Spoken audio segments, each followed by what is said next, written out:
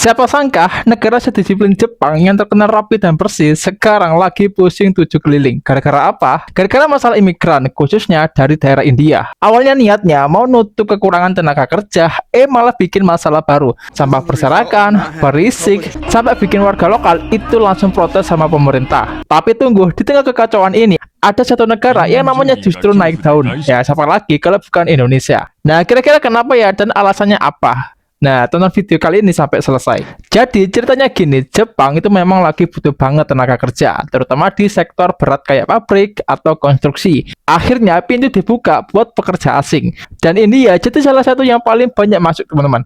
Awalnya lancar, tapi lama-kelamaan masalah muncul satu persatu. Masalah nomor satu, kebersihan. Kalian tahu sendiri kan, kalau orang Jepang itu fanatik banget dengan yang namanya sampah. Kalau buang sampah itu pasti ada aturannya. Nah, ribet banget kan? Nah, banyak imigran India yang datang bawa kebiasaan lama, buang sampah sembarangan, enggak ngerti aturan pemilahan.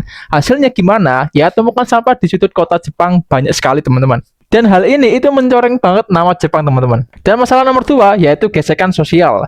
Nggak cuma sampah, tapi juga soal budaya. Ada daerah yang makin didominasi komunitas India.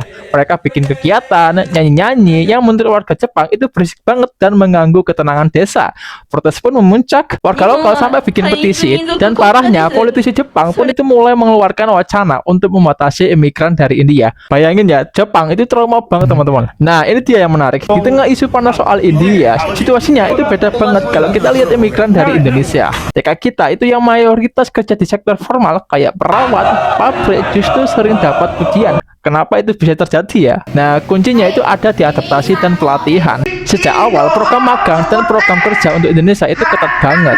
Kita sudah dibekali pelatihan budaya Jepang, termasuk bagaimana cara hidup dan disiplin soal sampah.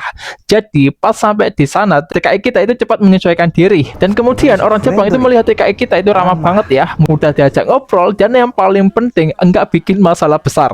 Citra positif ini itu yang bikin komunitas Indonesia jauh lebih diterima dibandingkan dengan komunitas India yang ada di Jepang. Jadi menurut gua kalau situasi seperti ini itu bisa menguntungkan banget buat masyarakat Indonesia yang mau jadi TKI di negara Jepang. Dan karena citra TKI kita itu sudah dianggap baik sama orang sana, kemungkinan besar negara Jepang bakalan lebih memilih untuk masyarakat Indonesia supaya bisa bekerja di negara Jepang. Nah, maka dari itu, buat kalian semuanya pekerja yang ada di negara Jepang, penting banget untuk terus jaga sikap, patuhi aturan, dan tunjukkan kalau kita itu bisa dipercaya dan citra baik itu harus tetap dijaga ya.